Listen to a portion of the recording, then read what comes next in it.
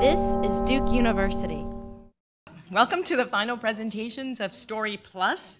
I'm Chris Chia. I'm the Associate Director of the Franklin Humanities Institute right here. So I'm really just thrilled to see the audience here. I didn't quite, I didn't know like in the summer how many people would be able to turn up. So thanks for coming. And so before we get to the main attractions, and I want to make sure you guys know about this sort of just simple program, so you'll see what the teams are and what order they're going in. But before we get to, again, the reason you're here to see these teams present on their work, I want to just give you a thumbnail sketch of Story Plus and to reflect a little bit on what this mysterious plus might signify, at least my interpretation of it. So, and I wanted to do the capsule partly because I know that not all of you have been I know definitely not all of you have been involved with Story Plus this year, so I want to kind of give you a little bit of a description.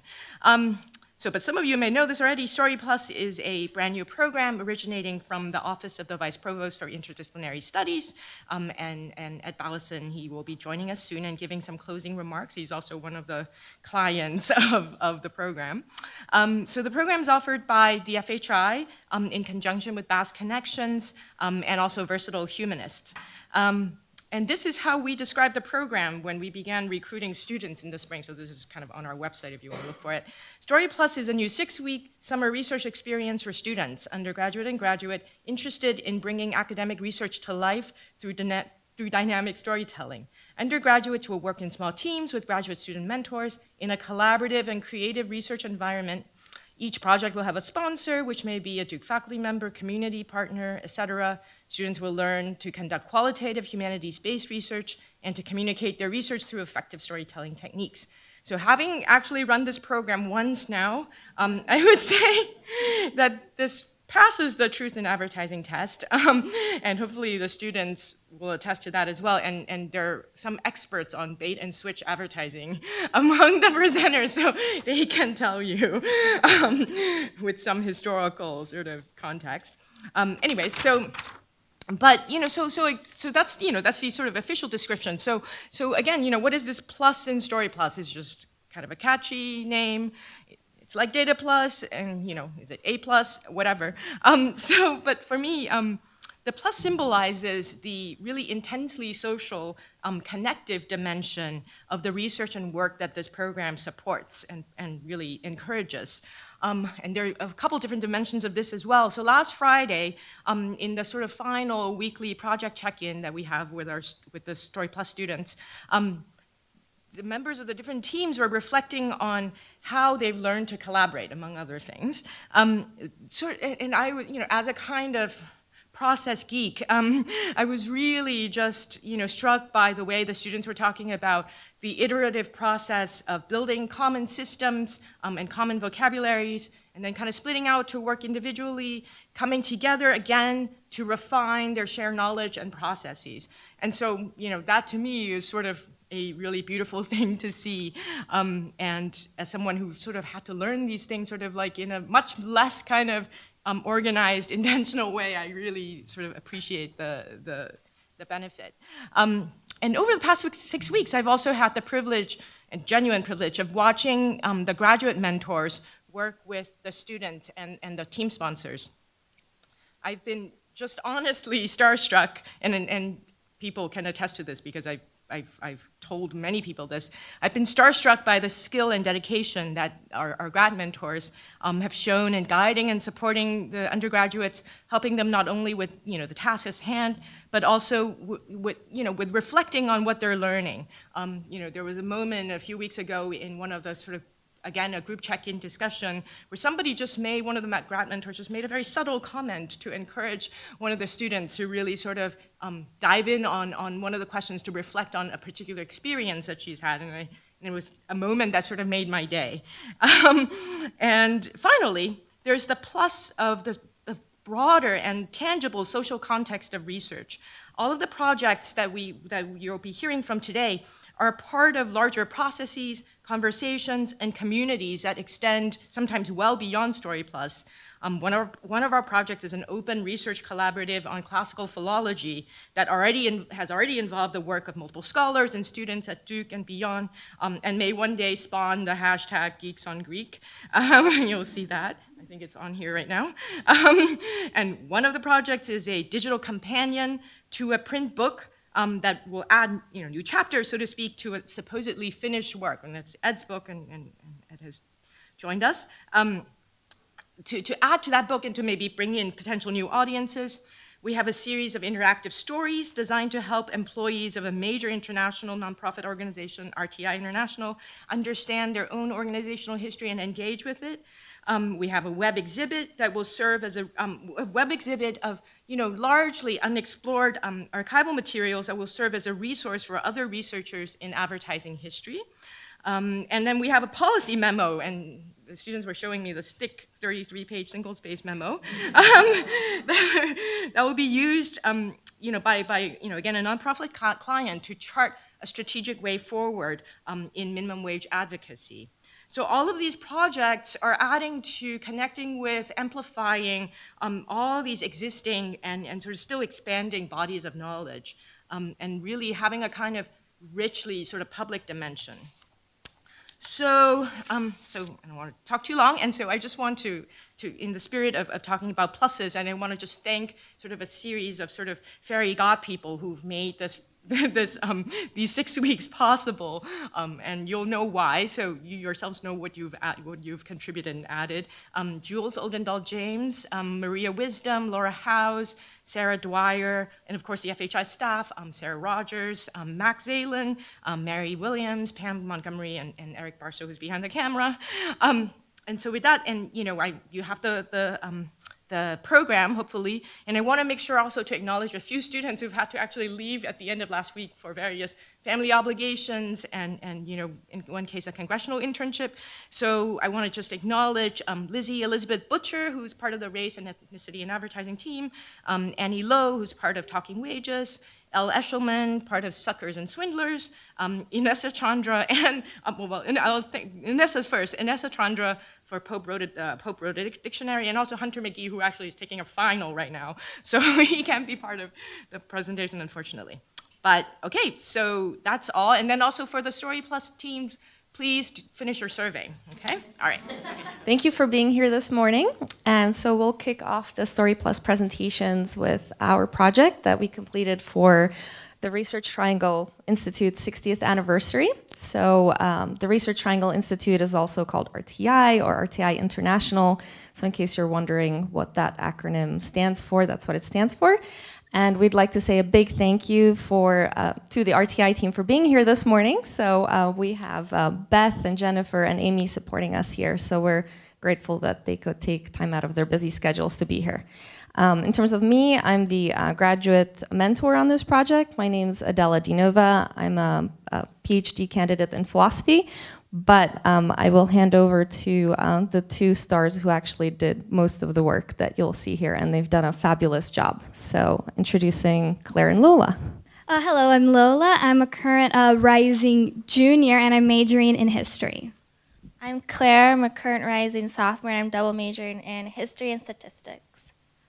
So I guess we'll just get started with a little bit about RTI. So RTI is a nonprofit institution, and it's a pretty big institution. They have over $885 million in the last fiscal year, and their organization is both national and international with 5,000 staff members all across the world, and their mission is really about improving the human condition by applying knowledge to real-life problems, and I think it's something that they really live by. All right, now a bit about our project. So it's RTI's 60th anniversary in 2018. So what we were doing was working with the 60th anniversary committee to try to figure out what would best suit RTI's needs at that time. And we settled on trying to create something that's groovy so RTI could be promoted to an audience that might not know RTI and become interested in RTI. And we also wanted to focus on female leadership at RTI because it is a very special organization in that over 50% of their researchers are women. And in senior leadership, it's about 47% women, and the percentage is even higher if we're just looking at domestic leadership. So we wanted to focus on both of that, trying to find a way to make interactive content, but also focus on female leadership. And what we ended up doing is we ended up writing quite a bit of stories, trying to find these micro-histories and narratives in RTI's 60 years. And we wanted each story to have some kind of media associated with it. And we sourced and found usage rights for every media that we used. And we also conducted interviews with female senior leaders at RTI and figured out different ways to use that as well. And of course, we wanted to make something groovy, so we have different interactive visualizations as how these stories could be presented. It's a little bit about our journey through the triangle. So we went to a lot of different places to conduct our research. So it's fitting that RTI was founded by the 3 universities around this area, UNC, NCSU, and Duke. Yep. And so that's us at the archives. And we also visited a lot of coffee houses, as you can see. But yeah, so we went through a lot of different places to get our materials. So a little bit of fun facts about the actual project. So it was 6 weeks long. We went to 4 archive collections at each of the universities, and we wrote over 17,000 words, had more than 60 cups of coffee, rummaged through about 20 boxes of materials. We drove a lot, over 230 miles to each of the locations. We also visited RTI twice. We conducted 10 leader interviews with women executives. We have over 800 items on the box and 350 images. All right, and now we will be showing you some of the Groovy Creations that we have. Let's see if this link works. Oh, it does. Awesome. All right, so we hosted everything on a WordPress site that we created, and our main thought process with the site is to just make it really easy for the anniversary committee to be able to access all of the material. So on the homepage, we have all of the articles. All of them have at least one category and tag for easier sorting. The categories that we focused on were the foundation of RTI, so looking at the narratives, the stories behind how everything really started at RTI, certain people. And of course, we have people as well, both female leaders and male leaders. And we also looked at research projects and disciplines throughout the years at RTI, as well as university collaborations, because as they were founded by Duke, NC State, and UNC, and they have university collaborations across the world. We also wanted to include that. So each article is of varying length. We thought it'd be a little better to include a bit more information, and then later it can be trimmed down in a more accessible sort of way. But we wanted to write it for a general audience, and we thought it would be better to have more information and then cut it down than to leave out anything important. So so we have the sources with each article, and like I said previously, each article has at least one type of media, whether it's an image or audio, and we also have some graphs as well to visually show numerical data. And we also have a guide here just to make it easier to navigate the site. And now for our groovy stuff. So one groovy interactive app that we used was Timeline.js, and for this we were trying to demonstrate how RTI could tell a story with a very interactive timeline.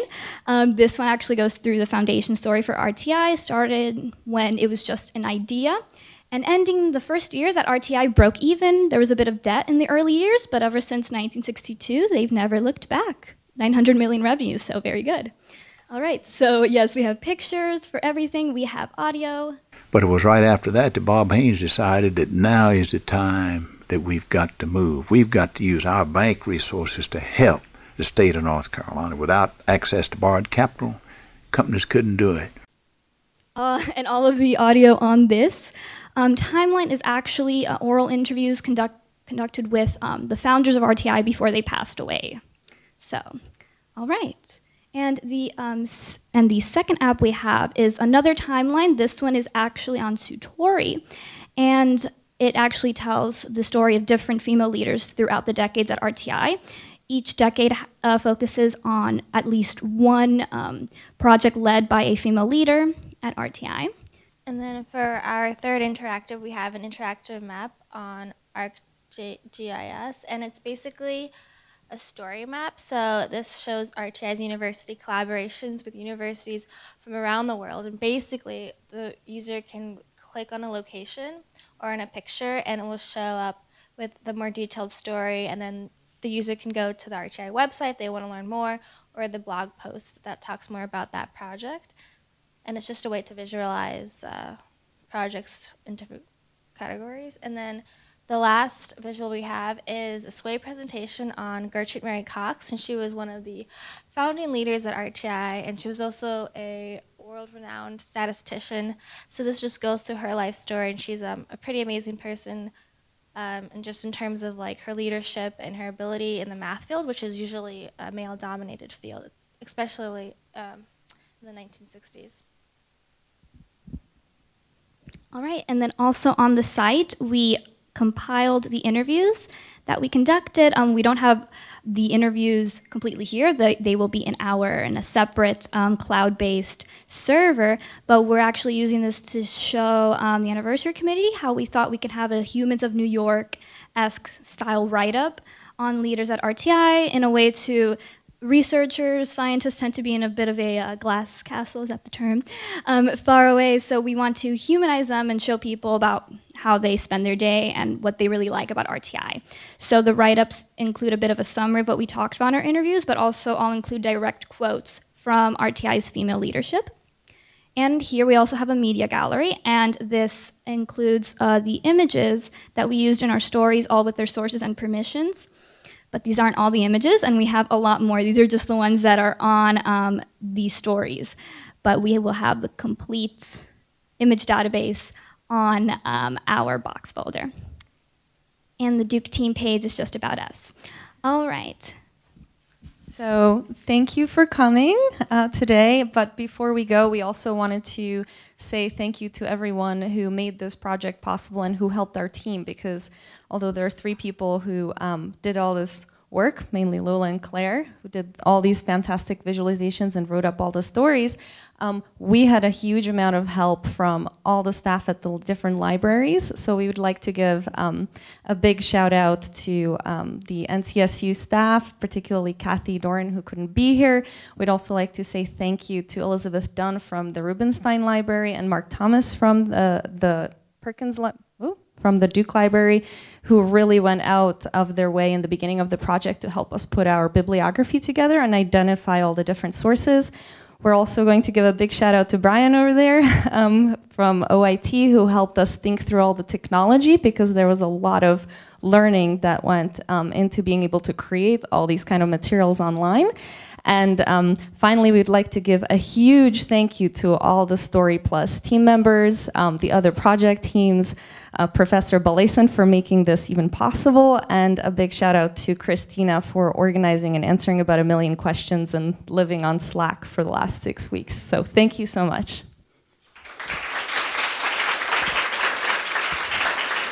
We're the Pope Wrote a Dictionary team. Our project was based on a dictionary of sorts called the Lexicon by a patriarch, not really a pope, but close enough, named Photius in the 9th century in Constantinople, and grew out of a project started by Professor Josh Sozin in classical studies, who unfortunately isn't here today, which was based purely on just translating the dictionary. It's one of a number of classical works that has not been translated into English yet.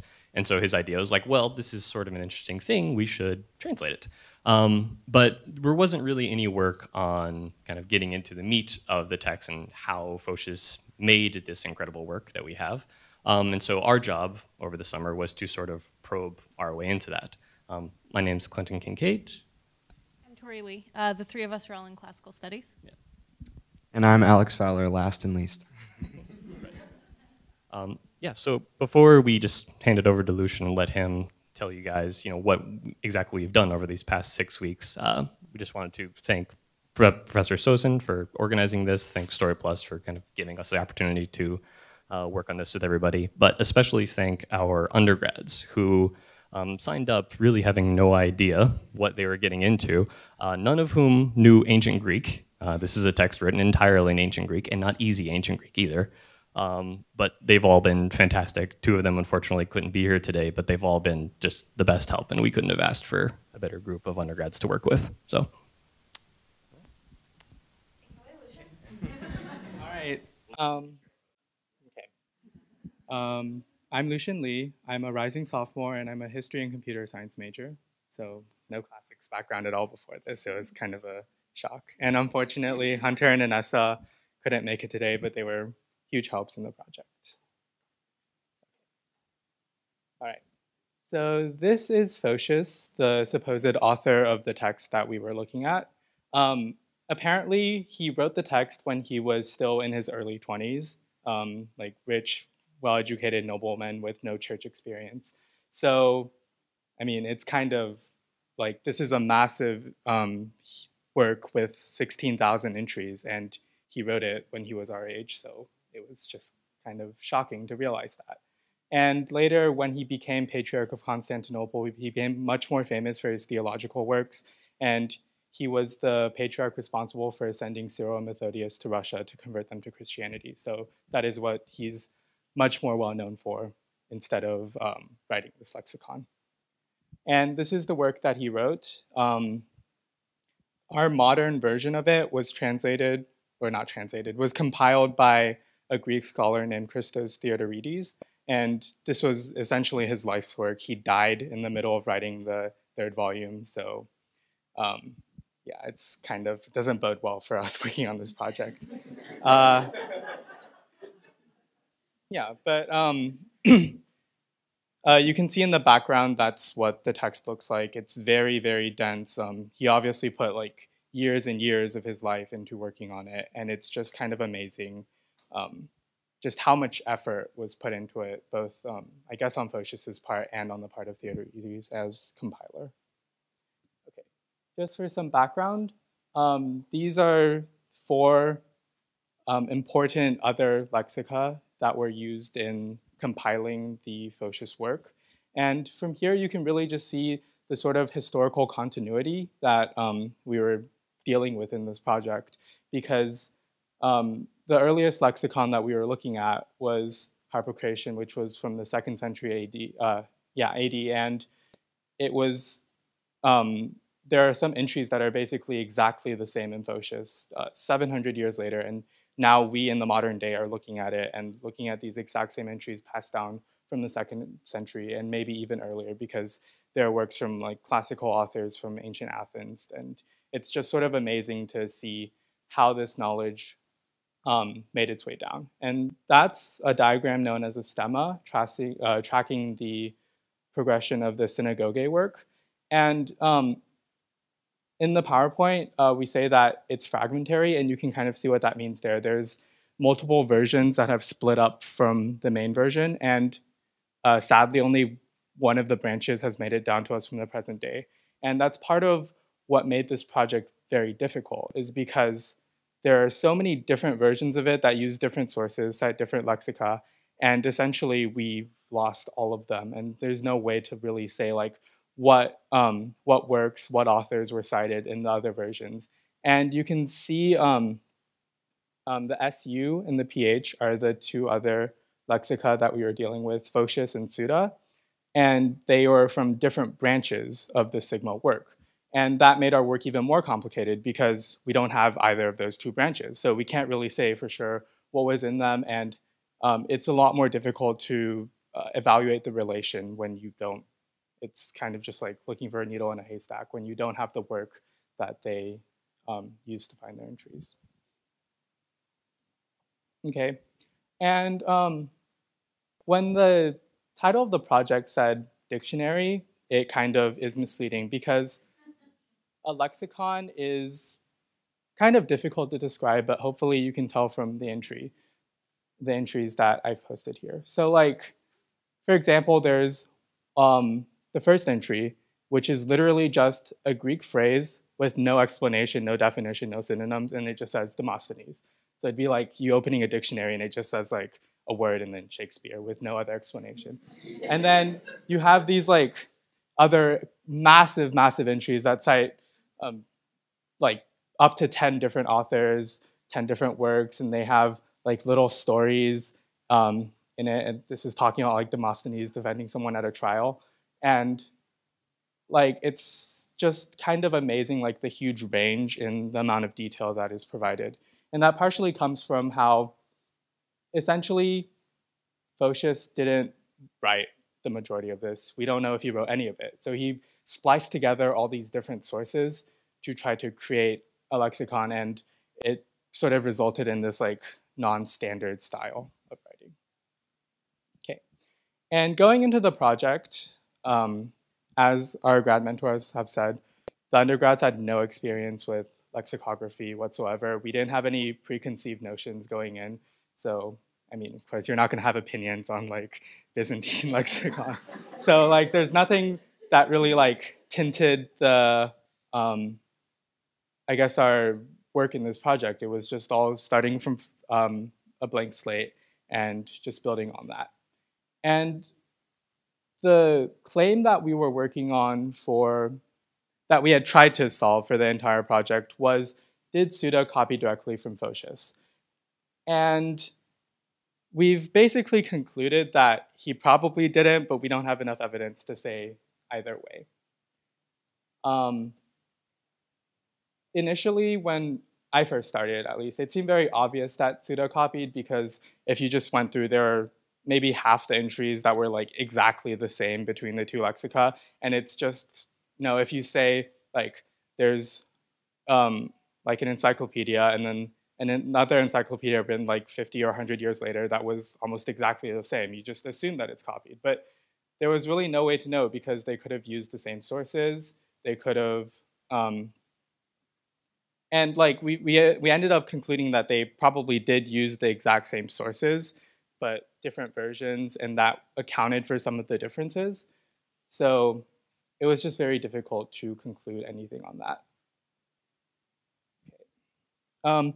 And another assumption that we made was that the editor's notes would be very consistent, easy to understand, helpful, and well-sourced, which was not a good assumption to make, as we basically spent the last 2 weeks just bemoaning how he has like had no support for any of the claims that he's making, and how he completely changes his like structure of citing sources in between entries and sometimes in the middle of entries, and it's like it's just sort of disastrous.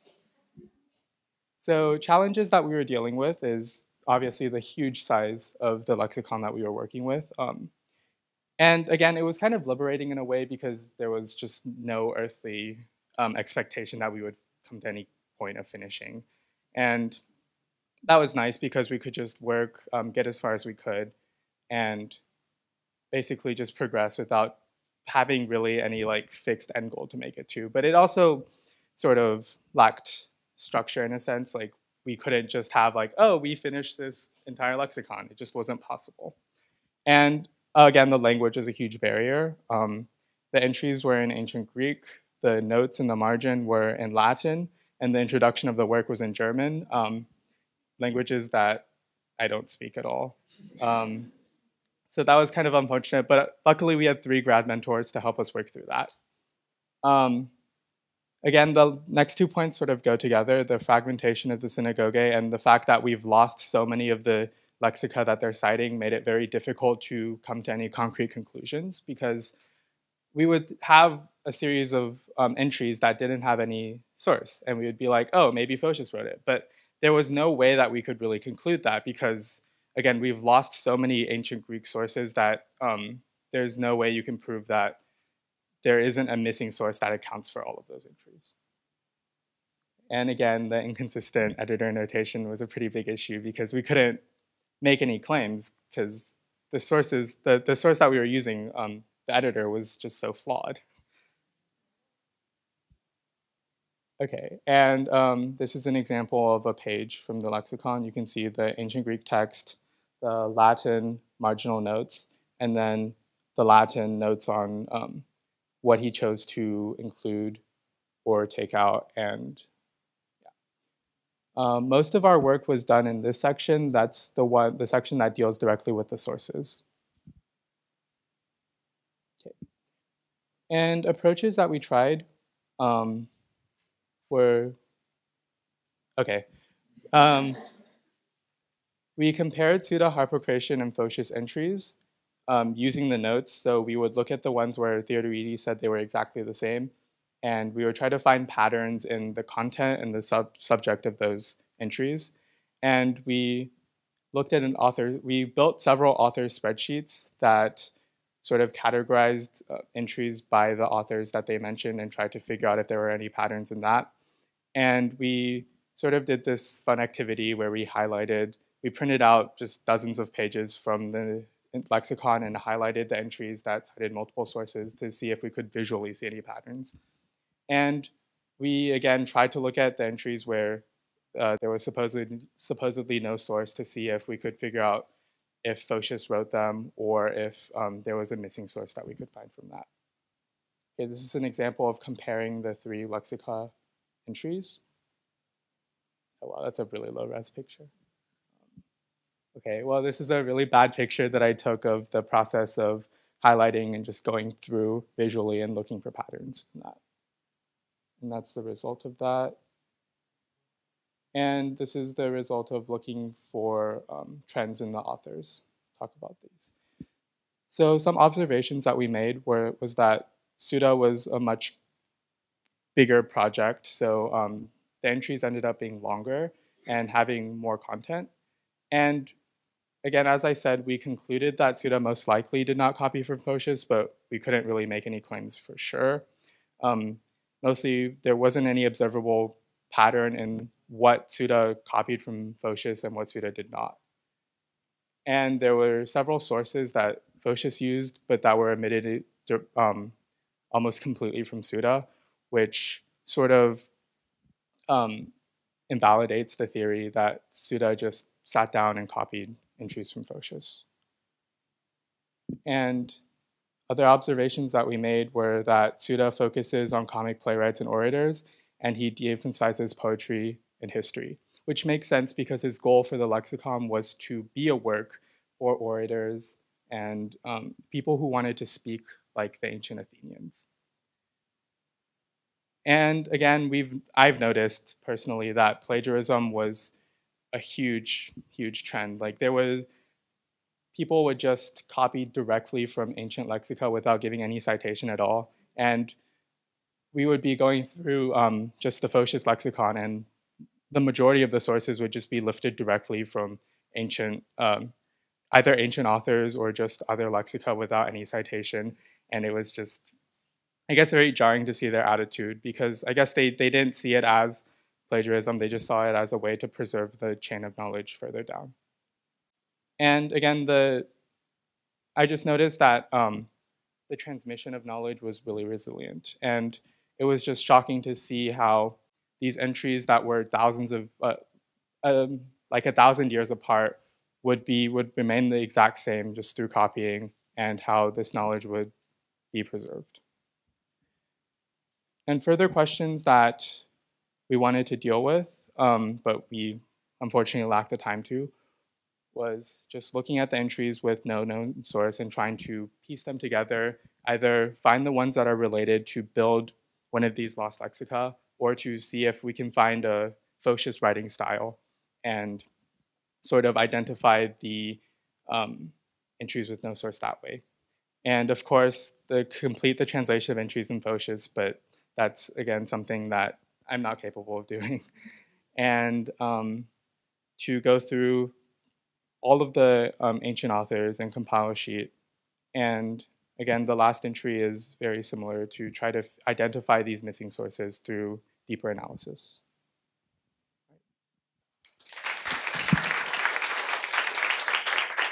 All right. Hi, everyone. My name is Meghan O'Neill, and I'm a graduate student in the English department, and I'm really pleased to be introducing you to the Race and Ethnicity and Advertising Story Plus team.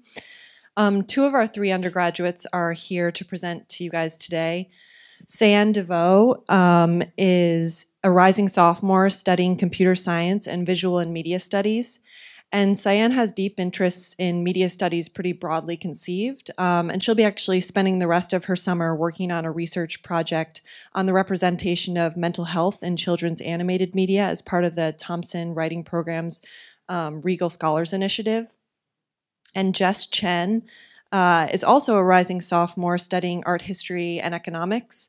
And Jess is an aspiring museum curator and is spending the second half of her summer interning at the Nasher and at the Ackland Museum at UNC. And then the third member of our team, who was mentioned before, but I'll just kind of give you a short bio, is Lizzie Butcher. Lizzie's also a rising sophomore studying English and psychology, and she's pursuing a certificate in markets and management. And her interest in media study or media and advertising actually extends to a desire to potentially pursue a career in sales and marketing in the industry. And I also wanted to introduce you to Jackie Wachholtz, who's here today, who is the director of, if you want to raise, yeah, the director of the Hartman Center for Sales, Advertising, and Marketing History, who, along with Josh Rowley, the Hartman Center's reference archivist, conceived this Story Plus project. So I'll just kind of say one thing about the Hartman Center and then hand it over. So the Hartman Center is part of the David M. Rubenstein Rare Book and Manuscript Library, and the Hartman Center contributes to the study of sales and marketing by preserving historical archives and collecting materials related to the advertising industry in both the U.S. and abroad. And the archive holds really extensive collections of over 3 million items that include things like print and television ads, the papers of people working in the industry, market research reports, speeches, theses, and more. And this project came about because Jackie and Josh were eager to address the emerging research area of race and ethnicity in advertising, which is a subject that's kind of emerged alongside critical media studies. And in order to help scholars get a sense of what kinds of materials the Hartman Center has available in this particular research area, they paired up with the Story Plus students to create a digital resource that would introduce and describe the Hartman Center's collections that relate to race and ethnicity in advertising, and also to have them create personal digital exhibits, which would tell some of the lesser-known stories that might open up this topic to scholars and interested publics. So Cyan and Jess are here today to show you guys what they came up with. Hi everyone. Oh, this is loud. Again, I'm Jess and this is Cyan, and this website is our project.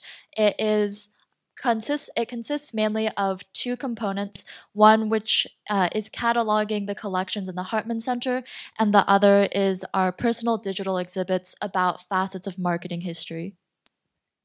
So the archives have a lot of material.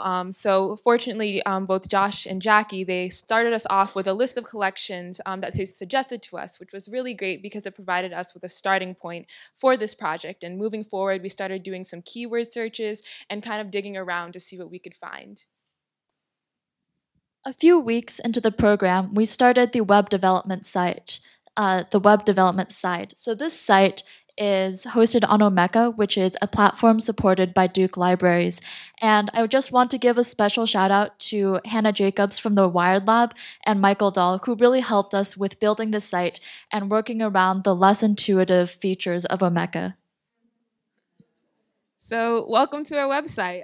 So you start off on this page and it has an image slideshow, and it goes through some of the images from the collections that we have featured on our collection guide, and also some images from the exhibits that me, Jess, and Lizzie created. And underneath it starts talking about what the Hartman Center is and goes a little bit into what this website and what this project was, but we go more in depth to that on our mission page.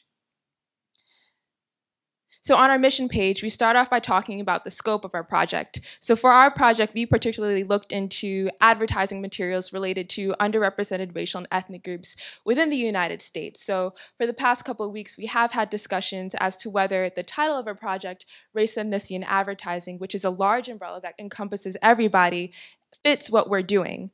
But we ended up deciding to keep the title the way it is because we hope that more material is contributed to this website moving forward.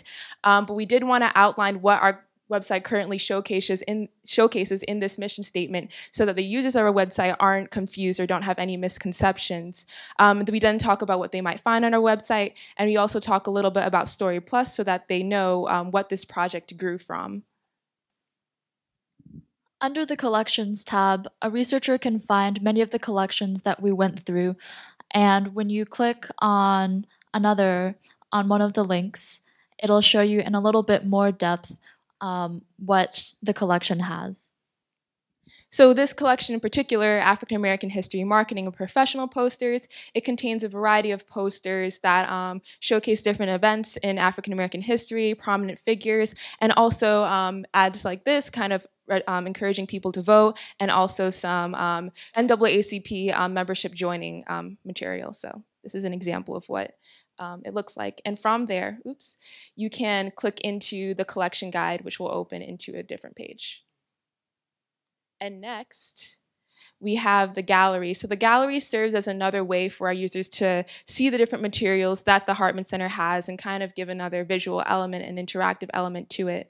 So you can scroll down and see all the different images. And when you hover your mouse over it, you see the name of the collection it came from. Additionally, you can click onto an image and start scrolling through it from there.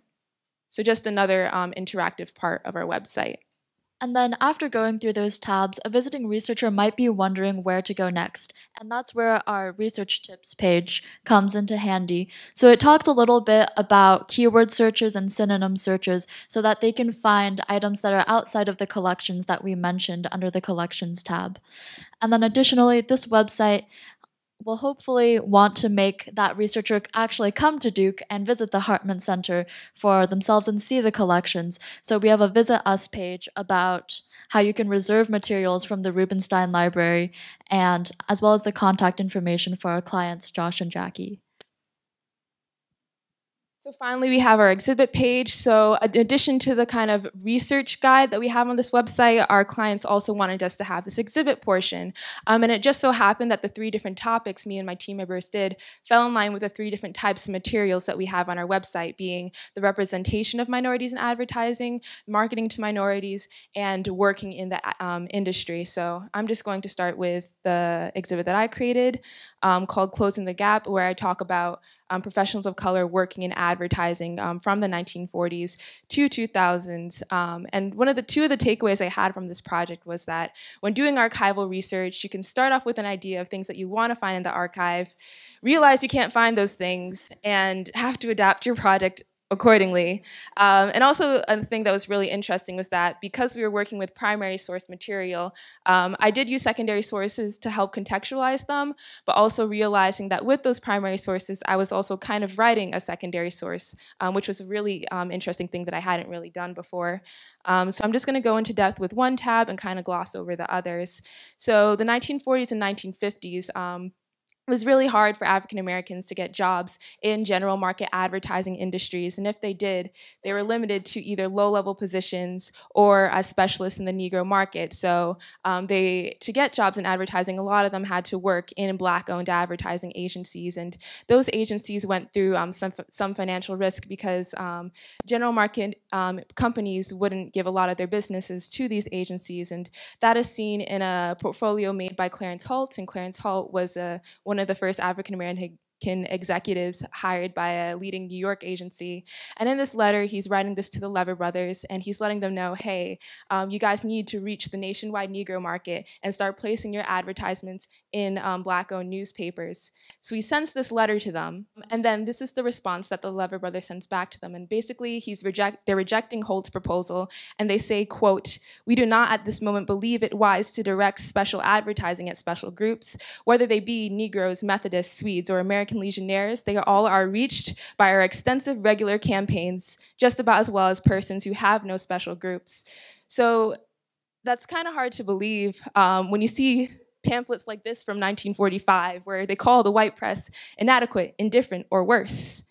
And they say, not one word in here is intended for Negro consumption. Ever see a picture of a Negro wedding in your paper? And no Negro social news in dailies. So that's kind of a relationship I saw between these two different papers. And I also talk about how these agencies were afraid of how their association with Black agencies would affect their white consumers, because there's this one company that lost 30% of its sales just for placing a Black model in a Black publication. So yeah, for the rest of the decades, I talk about more about Black agencies, the experience of minorities within general market agencies, the growth and development of Hispanic agencies and Asian agencies, as well as the creation of Hispanic divisions within general market agencies. And I end with the 2000s or 2010s, and America is becoming more diverse, so there has been an increasing focus on multiculturalism in advertising. So that is my exhibit. And from the exhibits, you can click right back into our website. I'm going to talk a little bit about my exhibit, which is about marketing research that is targeted to minorities. For the homepage, I used a timeline app called Time Glider. And so this timeline kind of shows you the progression of certain phases that I identified of that movement about marketing research to people of color. I did encounter a challenge while structuring this exhibit because originally I wanted it to be chronological, but I discovered that those three phases overlapped and didn't really have like a clear chronological divide. So this timeline uses materials from the Hartman Center. Some of them have images and some of them don't, but they all describe that certain item as well as a citation if the researcher wants to find it in the Rubenstein Library. The three phases are the opening of the market to African Americans, which was the largest minority population of the time, and then expansion to other people of color, and then finally, today, the intersectionality of race and gender, race and age, and other factors. So I'm just going to walk you guys quickly through the different tabs. In the late 1950s, market researchers did some research on the African American consumer market and discovered that this was a market the size of Canada, a domestic market that had potential for huge profit. So when that market research was conducted, they started to implement this into their own advertising, although there was a lag of a few decades. So in this ad from 1955 for Ford, it showcases all white models, whereas the next advertising mock-up features sketches of African Americans, and it is from 1980. Still, as you can see from this image, it was only white and African American. No other races were really discussed. It was white, black, and other, or white and non-white. And that leads me to my second tab, which is expansion to other people of color. And so market researchers in the 1980s started to create focus groups of Hispanic Americans, Asian Americans, and other minorities. And yet, even still, there was a lot of work to be done because these often didn't have the nuance that our advertisements have today. For example, this minority marketing advertising book from 1980 praises this Mazola ad for featuring a real, authentic American Indian, whereas we see this as a very blatant, surface-level generalization that nature is the only distinguishing factor of Native Americans. That brings me to my last tab, which is about market segmentation among minorities. And so this is basically just, again, intersectionality. And this image from Imogen, a Puerto Rican magazine, is directed toward Hispanic Americans in the Northeast, again, showcasing race and geography. So this exhibit aims to explain and inform how advertising research both reacts and creates our perceptions of race in advertising. And going back to the website. All right, and I'm just going to go very quickly through our third team member's exhibit, and she did it on the Black is Beautiful movement. And this was a movement that impacted the portrayal of African Americans within the advertising industry, as well as general popular media. Prior to the mid-20th century, advertisements that featured African-American figures were not intended to appeal to Black populations. Instead, they depicted African-Americans as servants in order to appeal to white nostalgia for plantation culture and Black subservience. However, with the growing force of the civil rights movement and improving economic conditions and education level of African-American populations, it was no longer possible for corporations to ignore the Black consumer market.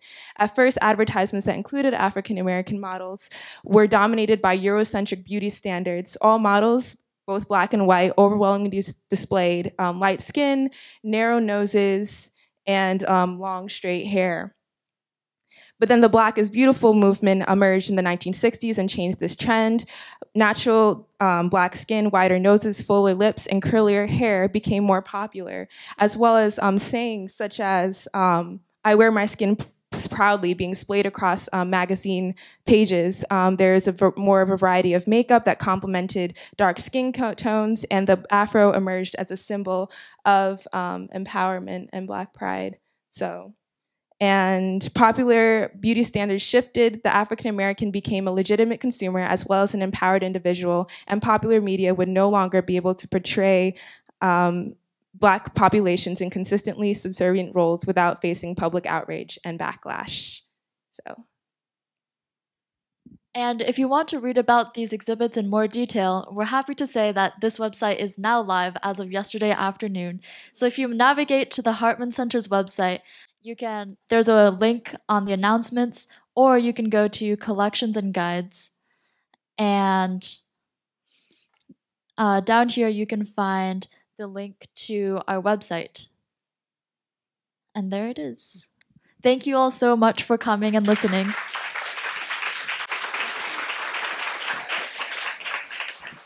Good almost afternoon, everyone. My name is Felicia Arriaga. I am a graduate student in sociology here at Duke, and I was able to be the graduate student mentor for the Talking Wages, the impact of Fight for 15 on the political discourse of minimum wage. And the members of our team, Annie Lowe, who isn't here with us today, but is the one doing the congressional internship in DC, hopefully getting some more information for us. But the other two members of our group are Mitchell Oxy and David Pfeiffer. And so they're really going to take us through the whole thing. But we were asked to partner with the North Carolina Justice Center in their worker rights project to work on this in the hopes that some of this information would be useful for some of the minimum wage fights that they're interested in having, specifically in North Carolina. So I'll just give a little bit more background to our project. Essentially, we're working with the North Carolina Justice Center, which is a policy group in North Carolina. And we're doing research for them on an NGO called Fight for 15, which started in 2012. And essentially, their goal is to raise the minimum wage nationally and around the country to $15. And we're just doing research on how minimum wage on how Fight for 15 impacted minimum wage discourse in 4 states that were given to us by the Justice Center. Those states are Oklahoma, Nebraska, Maine, and Arkansas. Yeah, and we were all given a different state to research. So just to give you a little bit of background to our methods, after we were given those 4 states by the Justice Center, we decided that we were going to undergo qualitative research to do with newspaper articles and also interviews. So firstly, with newspaper articles, we chose one of the 2 largest newspapers from each of the states and downloaded newspaper articles, sampled them from this website called Newsbank, and we sampled a number of articles between 20 and 30 for each year from 2010 to 2016. And we essentially put those articles into a Word document and made notes and coded them into Excel. And then once we had each done and finished with our states, we uploaded these Excel files to a software called DeVeaux, where we could code using these little things called nodes.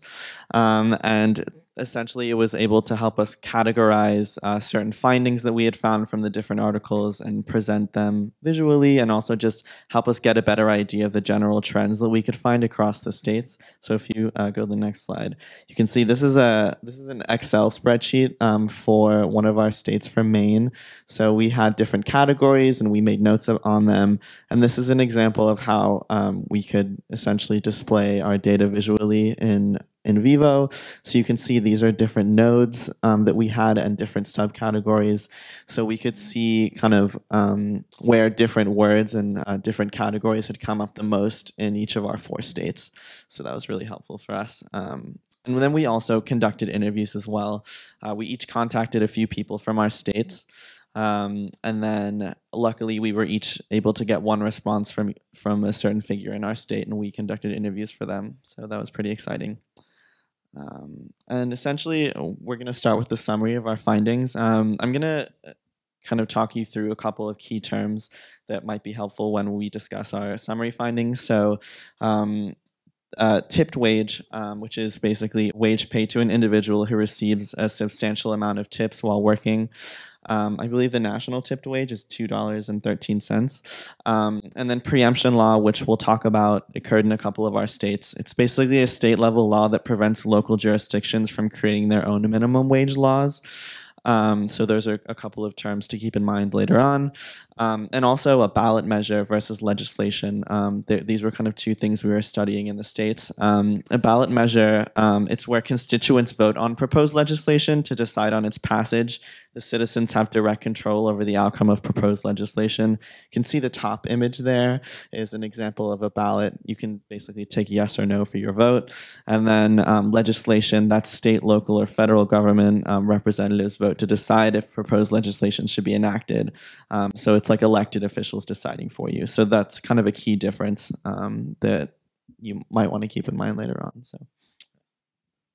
Okay, and more background on why we were asked to focus on these 4 states.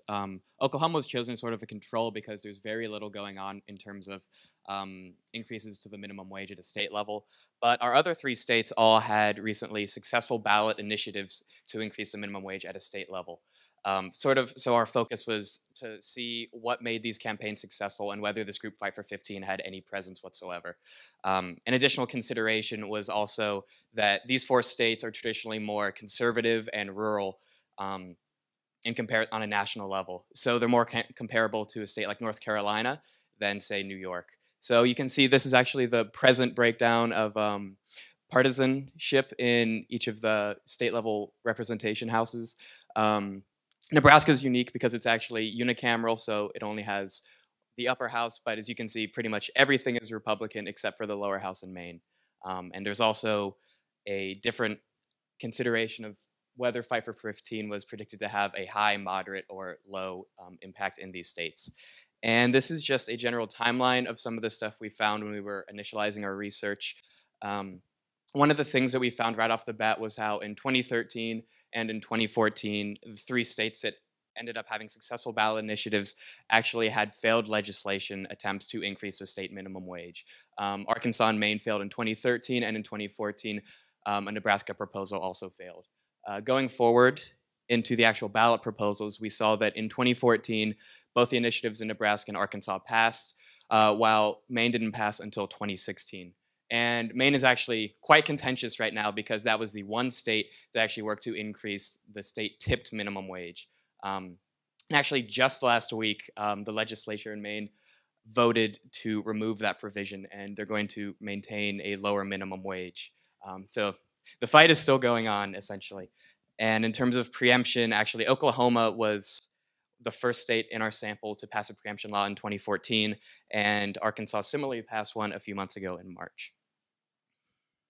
So the first thing we did when we pulled all of our coding together in our Excel files was to identify some of the arguments that we saw across all states. And our most prominent finding was that the arguments were pretty much the same, whether in all states being in favor or against raising the minimum wage. These are just some of the most common ones. I won't talk about all of them, but a few of them were increasing consumer spending. If you give people more money, then they're going to pump more money into the local economy, breaking the cycle of poverty, the idea that the minimum wage, it's hard for people to live by, pay off debts at that lower wage level, and that raising it would help people to sort of get themselves up the economic ladder. These are some of the less prominent arguments for people arguing in favor, but they're still important. There was the idea of it will take people off public benefits assistance programs like food stamps, and there's the moral appeal that it's just the right thing to do to help people. And against, there's the idea that it would hurt small businesses. Small businesses are often painted as having a small profit margin that any small, even minute change could really drive a large amount of small businesses out of business. There is a fear of losing a state's competitive edge and having companies and firms transfer to nearby states where it may be cheaper for them to operate. Other less prominent arguments were the idea of alternative measures that to really combat poverty, raising the minimum wage isn't as effective as, say, advocating for tax breaks or an earned income tax credit. And there's the idea of age-based discrimination, which people argued that minimum wage jobs are held by young people who don't need to support themselves. We found that that is completely false. The majority of people are actually older, 20 to 30, more 30-year-old range. But even if it is false, it's still an important consideration for our own purposes. And the next thing that we focused on were the coalitions involved in pushing for and against increasing the minimum wage on these ballot measures in each state. While our focus was on the state level, one of the things we found during our research was the presence of some local level ordinances. In Maine, 2 cities in 2015 opted to set their own minimum wage laws. Of course, now that is impossible in Arkansas with preemption laws, and it was never possible in Oklahoma during our time. So our focus was on state level, so our local level wasn't as important for our purposes, but one of the takeaways we had was that the coalitions involved in advocating and opposing for minimum wage increases at a local level were the same as at the state level. As far as people advocating, supporting for increasing the minimum wage at a state level, we found that they were typically more progressive organizations and unions that were already had a strong presence in the state before this, and that may be focusing on more than just minimum wage itself. So more issues of workers' rights and issues like that. It wasn't so much that there were national movements coming into these states to fight for increasing the minimum wage in these locations, but it was already groups with solid presence. And it was the same when we've looked at the coalitions against. Nebraska was actually the one state that did not have any formal registered opposition to increasing the minimum wage for the ballot. But Arkansas and Maine, we saw that the prominent voices were the Chamber of Commerce and certain industries. And our main takeaway from this was that the opposition forces were substantially based upon industries, firms, companies in these areas that have a huge stake in keeping minimum wage levels low so that they can maintain higher profit margins. That is particularly evident in Maine, where we saw that actually the most prominent voice fighting against the increase was the restaurant industry. And that was mirrored because Maine was the one state that worked to increase a tipped minimum wage, which of course restaurant workers rely a lot on waiters and waitresses, which receive large amounts of tips. Okay, so this is, I'll give you a little bit of background on what we found about 5 for 15. So essentially we found that 5 for 15, this NGO was much more active on a national level. And one of the things that they've done as well as that is kind of bring fast food workers into the discussions about minimum wage, which is they weren't really there before. And they're not really super influential on a statewide and a local level. And a lot of statewide and local campaigns have kind of more focused on not a one-size-fits-all, so they wouldn't really advocate for $15 for the whole country. So now I'll quickly go on to our recommendations. These are the recommendations that we'll give in our policy memo to the coalition at the Justice Center. Our first one is that $15 is really too high of an amount, we think, to advocate for in North Carolina. We would suggest that they consider an amount that's closer to the estimated living wage in North Carolina, which is just above $10. We think that $15 is unlikely to get a lot of popular support, and it's unlikely to get passed by the Republican-dominated legislature. We also suggest that the coalition pursue the possibility of a ballot measure in North Carolina, which again is an initiative that's voted for by the general public. We found that various polls suggest that a lot of the general public in North Carolina is actually in favor of raising the minimum wage, but the legislature wouldn't really be that in favor of that. There are some difficulties because initiating a ballot measure in North Carolina is difficult because it has to be initiated by the legislature, which is hard. But we think that the legislatures will be more likely to initiate a ballot than actually vote for a minimum wage ordinance. And we'd also suggest that this coalition continue city and county wage increases. For example, Durham city workers, public city workers actually have a higher minimum wage than the state minimum wage. Some more recommendations. We would recommend that the coalition consider corporate and private influence.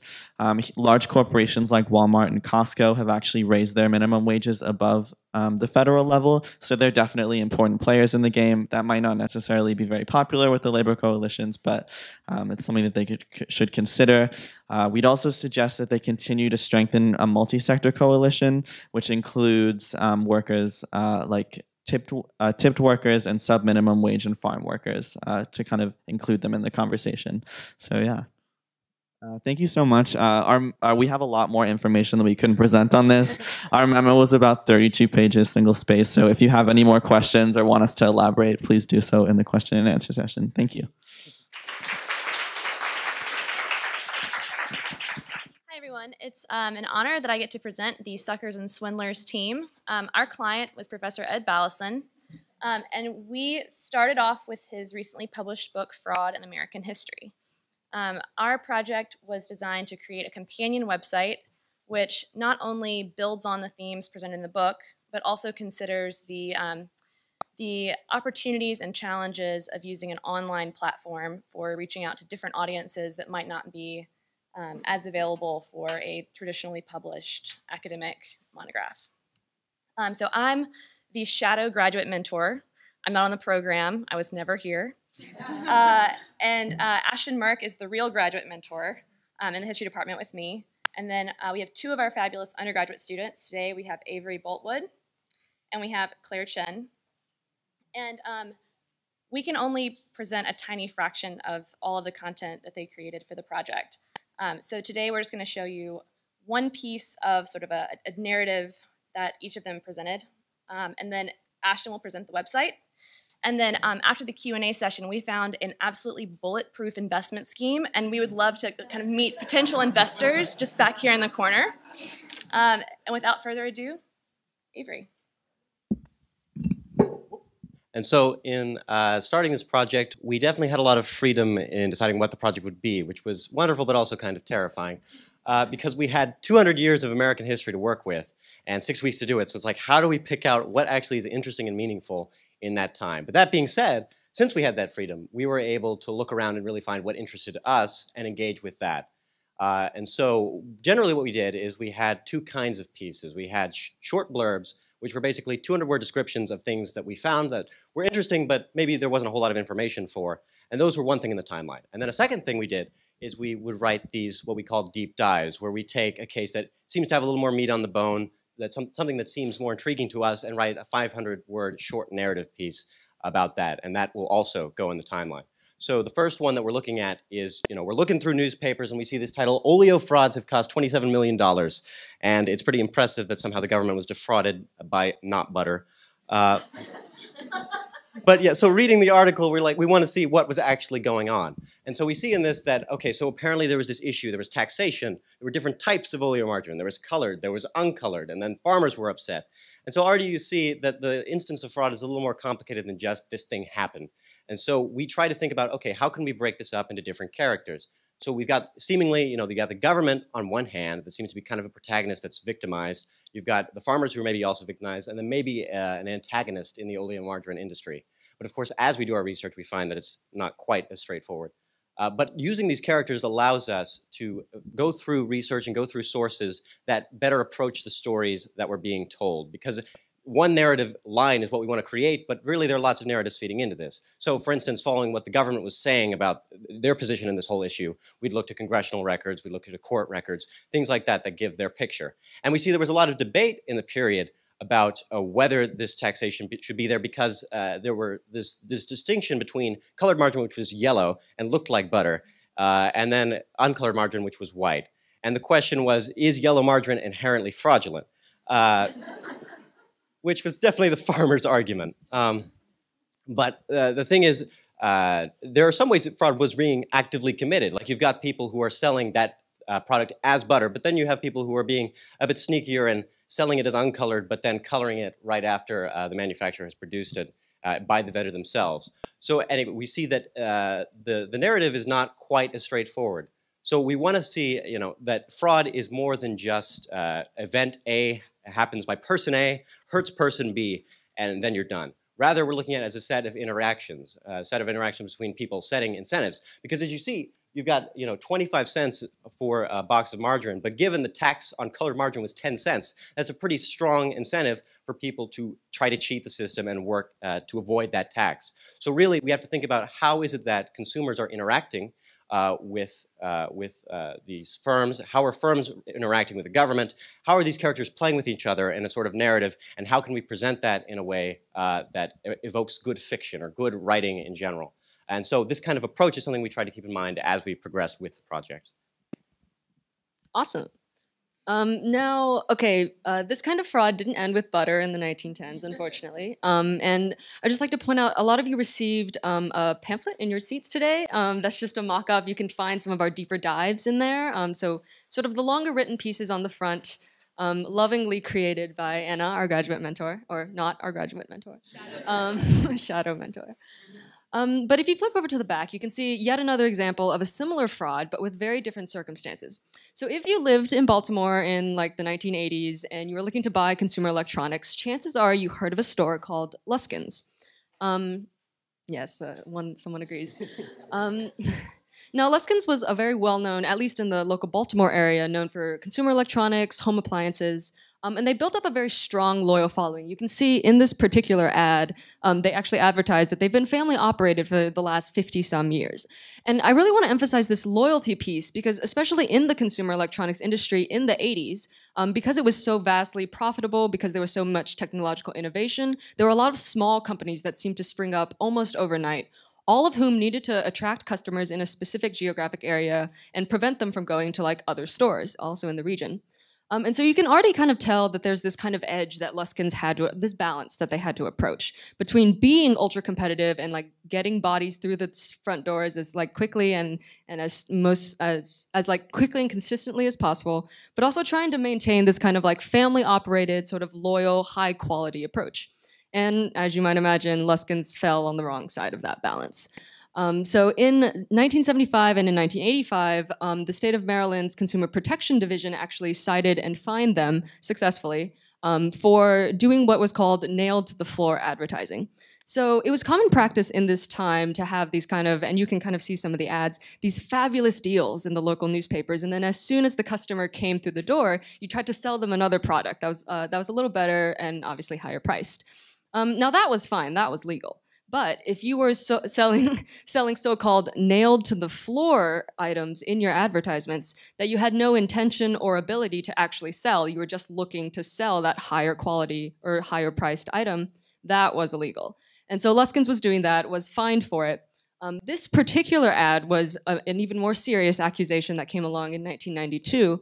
And you can kind of see it already, this free airfare for two to such fabulous places as Florida, Bahamas, or Hawaii that actually came with a lot of like hidden fees and charges. It came with a contract that wasn't advertised. Also, you can see down here, and you can see it on your sheet, this Peace of Mind Service Nationwide advertisement. That was a repair service that Lucian's was advertising. But of course, for customers, it took months or sometimes years to actually get that repair. So in this one image and in this one case study, we found a couple of things that were useful to like greater research patterns in general. The first was that Lucian's was a small company. It's not like Sears where you could like easily type it into Google and like, oh, I recognize that name. Instead, we had to rely on phrases like nailed to the floor that aren't so common these days, but we needed to know the lingo and kind of know the history of like the consumer market at the time in order to just even find these kinds of fraud stories. And the second big thing is, I want to emphasize this is an image. Like this is one image that you might see in a newspaper and think, okay, this is just a picture. Let me look at it and move on. But you can actually see there's a bunch of narrative threads. Like if I'm looking at this as, say I'm a customer at Lucian's, this ad is the bait for the bait and switch. And that's one narrative you could tell. You could also tell it from someone who's investigating Lucian's for like fraudulent behavior. It's like clearly some of these things are not true.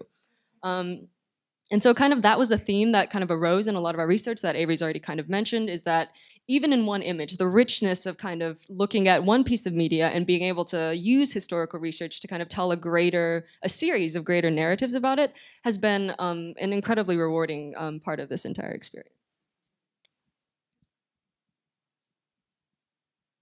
Right, and I have the sort of daunting task of following both of these wonderful students to conclude. So first, I will start by thanking people because I did shockingly little work for the amazing quality of what the students produced.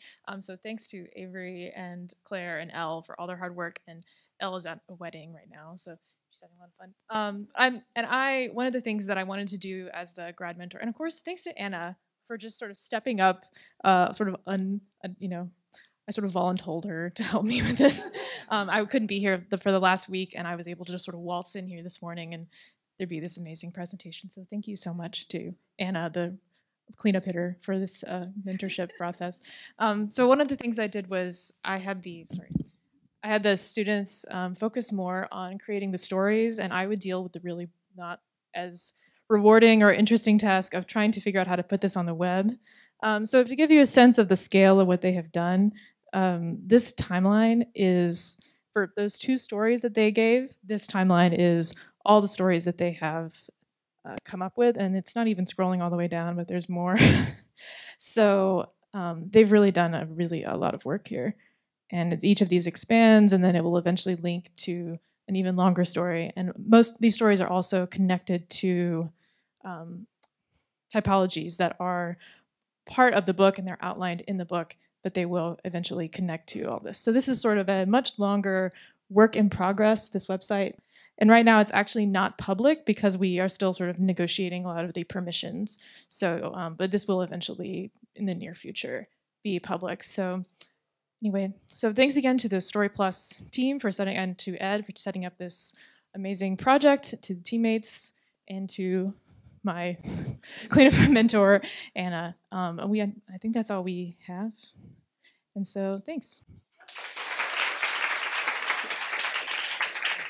From doing this project, has it shaped or inspired you to continue in some specific way? And what I mean by that is not just specifically with the content, it could be with the content, but in the type of analysis or the approach to problem solving or the presentation of these ideas. And I basically open that up to anybody who wants to answer that. I hope somebody does. I've found that this project was a good gateway because I know that Duke has like 16.4 quadrillion research opportunities.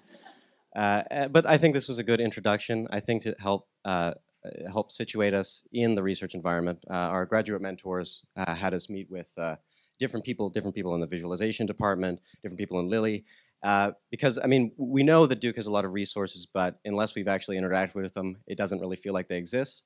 And so I felt like the program helped make those help those exist. And then just the practical side of actually seeing what the work looks like and seeing that it's not that bad. It gets tiring, but you know, you do it. No, yeah, so I see myself, because of this program, engaging in research in the future. Okay, well, for me, when we had our presentation, I think we wrote 17,000 words. So about 16,000 of those were in the past 2 weeks.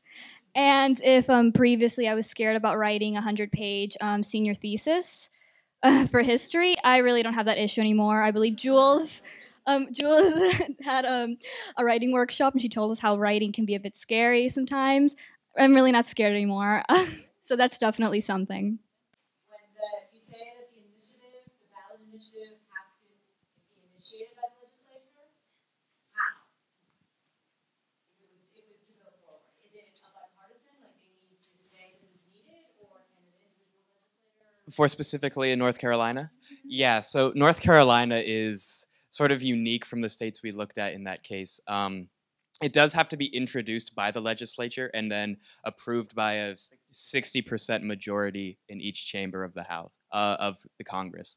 So that just to get it to the people to vote on. So that is definitely something that sort of threw a wrench in what we were looking at for specifically looking at these ballot measures in these states that were just able to be petitioned by citizens and led that way.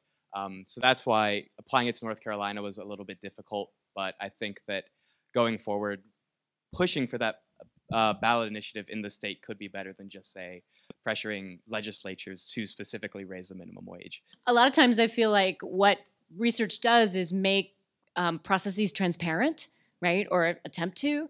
So the notion that why don't people do just X, right, for activists or for coalitions that need to build, and the limited information that we have individually as citizens to know how the government is structured here to keep things from happening. So I guess both to know this is the suggestion, but also to know maybe why the suggestion might not move forward. So I guess I'm asking, how public is your general research available to the regular reader who might not get your policy memo, or your policy memo is directed very specifically to an organization? Sure, and I think the question is the answer is we don't know right now. So part of this will go to the Justice Center. We'll probably get a round of revisions, some sort of suggestions, and then sort of complete it. I think ideally we would like to be able to disseminate it in some way for folks to like at least recognize some of the, I think, unique challenges that is facing North Carolina right now. So in our actual memo and some of the recommendations, we talk specifically about HB2 and sort of the part of HB2, right, which actually has has a preemption as far as what local jurisdictions and governments can do regarding private businesses, right? And that's and if folks don't sort of know that part of HB2, because it sort of is like we tended to focus on one part of HB2, which is very important, but sort of the other part as far as some of the wage issues and how city and county governments can't put or impose minimum wage laws on private businesses, that's also crucial to understanding how some of this works as well. So I'm hoping that we can provide some kind of public component of this. I think the other piece that when we did our midway presentations, we actually had a story, Timeline JS, initially, and we sort of backed away from that because it wasn't necessarily a product that we wanted for the Justice Center, but it was something that we wanted to be able to visualize a little bit differently. So I think that there's just a lot of ways that we could think about this, but I think you're right that I think a lot of us have come a long way in knowing what is possible, and then sort of thinking about what makes each state unique in some of the ways that they can actually pass some of these particular laws, right? Because minimum wage is one of the things that's being preempted across the country at this point, but there's a lot of other things like sanctuary bills and some of those things that are following in line as well, and that's not just Republican controlled. So thinking about sort of the inconsistencies with only focusing sort of as well on Republican-controlled states, I think is something that's interesting for us too. But thank you. My question is, do you think, how do you think your experience with Story Plus this summer will affect what you do next summer? I would say Story Plus, it might not necessarily impact what I do next summer, but it would definitely impact something that I just do next year, anytime in the future. I think particularly for my team, I'd never conducted qualitative research before, particularly the methods that we used to survey newspaper articles, and I can definitely see using the methods that we've done and what I've learned to possibly use it to help write like an honors thesis or something. And that might be next summer or not, or it might be next year, but that was definitely something really useful that I learned.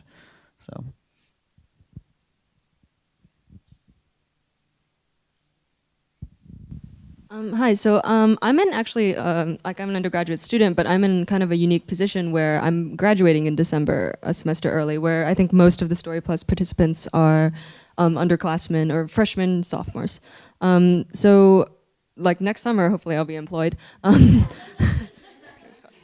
But I think part of my, when I applied for Story Plus, the goal was to kind of fill a gap that I had seen in my own education, which was working in small groups on a particularly intensive, like 8 hours a day, 40 hours a week kind of project. And like after this experience, like I know, like I've made the kinds of like mentor relationships that I know I'm gonna take on to like next future years. I've like made friends that like I know I'll be able to like have a relationship further, and kind of learning. So in my major in public policy, you do research and write a memo largely alone. Your main companions are like research reports. And so being able to like kind of learn what it's like to work in an office environment with like people who are almost always available to like bounce ideas off of, to get feedback, to learn how to take constructive criticism, like those kinds of things that are less emphasized in a class at Duke, like I feel like I've definitely kind of patched that part of my education. I feel a lot more confident like going forward.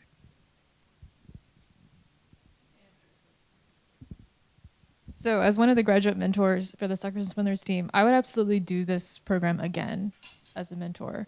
It was an extremely rewarding experience. I would argue actually for it as a rewarding teaching experience because it was kind of all the fun parts of teaching with none of the sort of inconveniences of grading and dealing with that sort of part of it. So yeah, I found it to be an incredibly rewarding experience, and I just defended my prospectus, so I have I have the writing and all the sort of hard parts of the dissertation left ahead of me, but I could take 6 weeks, and also it's great to be in that stage and have people who have to hang out with you and have to sort of be your companions as in your research and writing, which is nice. Yeah. So, because as a historian, a lot of our work is also done alone. So.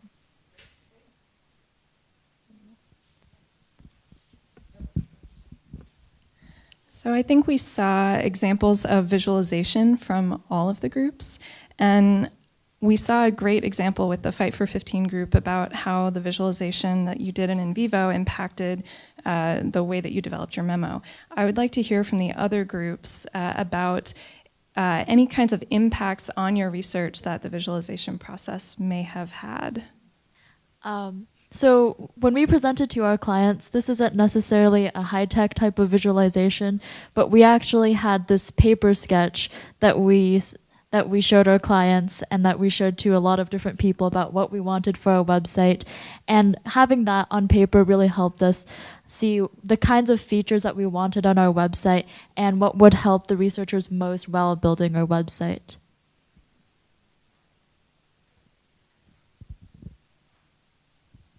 I guess I'll add a little bit to ours, that I think the visualization for us too, I think made it possible for us not to necessarily think about events and people and places as only linear, right? So as sort of having a circular way of thinking about it. And because we were going across 4 states, like thinking about grouping common themes across states instead of doing what was happening in 2014, because I think that that's how we're typically taught of how to like think about these things. So I think that there were times where I think learning a new software like in vivo is hard, and trying to figure out how is it improving our like the functionality of how we're doing the research is something that I really wanted the students to understand. And going from sort of Excel, where we did have sort of bigger categories, and then be going to go into to create nodes and child nodes, which are just sub-levels of nodes, to be able to think about sort of the connections there and see the comparisons in a different way, which you can still do the timeline component of that. But I think we struggled with some of the descriptions of some of our nodes for a while, but it was at least helpful for us to think about what are the connections beyond sort of a linear, which does matter in some sense, especially around sort of like the preemption and when those trends started. But I think that was something that I think we were effectively able to collectively come to a decision on, as far as linear versus like this other circular way of thinking. You've also laid the groundwork for other researchers to come in and make those choices by the way you've directed them, right? So the idea that, I think you said, I'm making a secondary source, right? But that part of that is and even the Pope wrote a dictionary, right? Sort of taking vast volumes and even very minimally sort of organizational, so that someone coming behind you, which I always think is this sort of wonderful relay race of research, that even if you don't finish, someone else sort of picks up the mode and moves on. So that, I think then too, not just for your clients, but for the people who your clients might go to, there's sort of a train of people, I think, who will be touched by this research, which is great. Yeah, very plussy. I just wanted to say that you guys have really changed my sense of time of what's like possible to accomplish in 6 weeks. With sometimes being very sort of new to a particular project, like for Pope, and I think really for all of you. But so just amazing. So. Wow. Just really, really impressed with what you all have accomplished. So Story Plus started out as an experiment. This has been an experiment in team-based, project-oriented, open-ended, as in not already having answers, humanistic inquiry. And I just want to say a little bit about each of those. So start and then end with the experiment. So we had this idea, and it was based on what we had seen in a companion program, which actually I was over visiting earlier this morning, across campus, Data Plus, which has the same structure, but with a focus on quantitative analysis, particularly. And that had worked so well, we thought, this is really something that we could try at FHI with focus initially, particularly on interpretive questions, narrative outputs. So we borrowed the team-based part and the project-oriented part, and also the open-ended part. And those two now, I just want to note, are in tension with each other, right? So open-ended means you have to figure out where you're going to start your journey. You're not necessarily sure where you're going to end up. But project-based puts some constraints around it. There's only a limited time.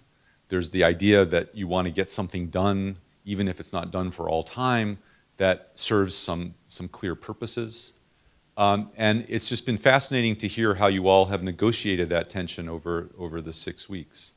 Part of the experiment, as well, is the notion that it's really valuable to have undergrads not just working with each other, but also intensively with a graduate student, and with partners, in many cases, organizations either on campus, like the Rubenstein Library, or partners from off campus, the Justice Center or RTI, or in 2 cases with a faculty member.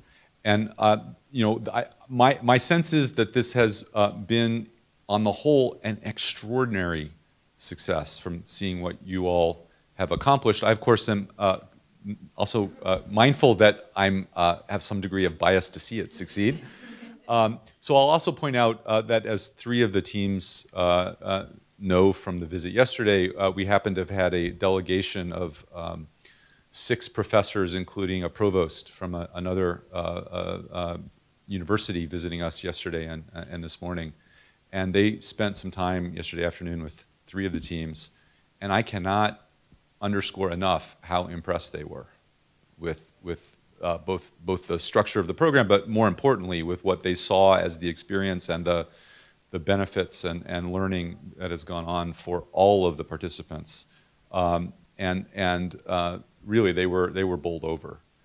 So let me just end, though, by underscoring that, like all experiments, even though I'm pretty convinced that this has gone incredibly well, and I'm going to be very excited to try and extend it next year, and to amplify it, and to get more teams involved, and to open up the process. This time we curated the 5 teams. Next time I certainly expect that we will be asking for proposals from faculty across campus and units across campus.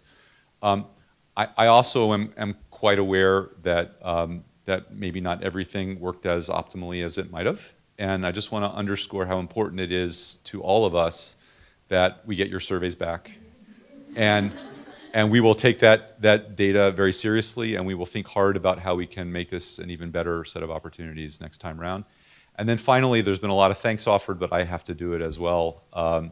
The entire team at FHI, Sarah, Eric, Pam, Chris, can we have a round of applause for Chris?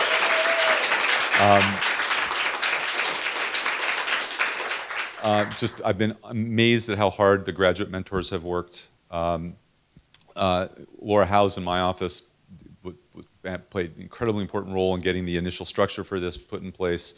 I learned, this is something important I learned yesterday. Dr. OJ,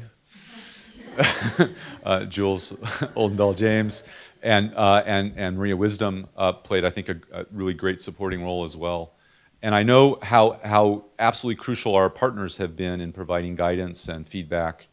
And that clear, as just from the discussion, it was just very clear that this is another thing that you all have learned is that incredibly important set of skills of engaging with the individuals you're working with and for in order to come to a really satisfying outcome. So again, thanks to everyone, and it was really wonderful to hear the outputs today, and looking forward to seeing what all the students, undergraduate and graduate, make of this experience as they move forward, and seeing how we can build this program in the years to come. So thanks so much to everybody for all the hard work.